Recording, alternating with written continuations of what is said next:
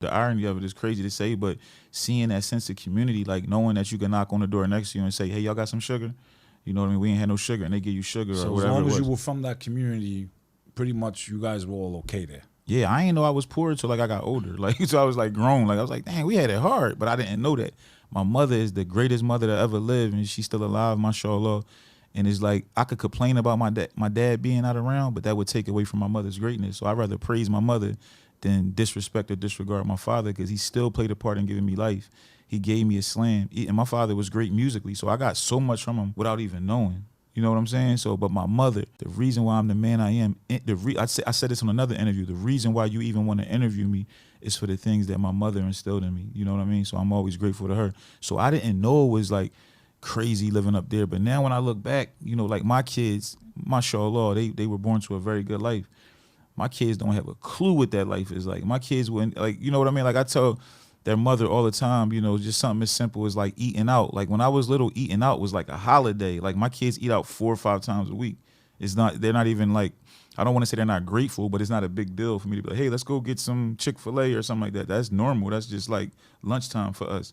When I was a kid, when my mother would get us that McDonald's 2 cheeseburger meal, bro, that was like getting like filet mignon as it, you know, when I was growing up. So it teach you to be grateful, and the law promises that if you're grateful, I'll give you more.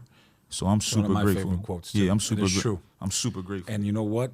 With everything going on in the world right now, and you see how people are struggling. I've had my family in war, right? Right. So I know what it's like, what they're going through in Gaza right now, what they're going through in Sudan right now.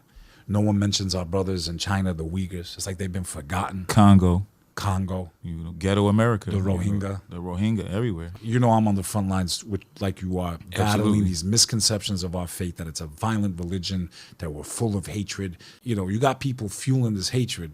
So it's propaganda, and people have to start to smarten up. Anytime somebody, like we were talking before we start filming about the lady Laura Loomer, disgusting human being, bro. Right, and the thing is, like, even right now, we doing what she did that for us to talk about. If she doesn't burn the most beautiful and perfect book ever to exist. Well, that was the Gomez lady. We're gonna get to that her. was her. Okay. Laura Loomer is someone that she's really big right now on, you know, Twitter, X, pushing I know you're talking about everything that's going on from is New York, right? Islam's fault and the Muslims' fault, and this is a religion that is violent and full of hatred. Yo, you should be ashamed to be from the Jewish community and not just do a simple Google search.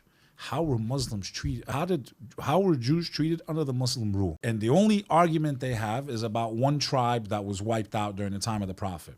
Why was it wiped out, though? Hello. Because they had an alliance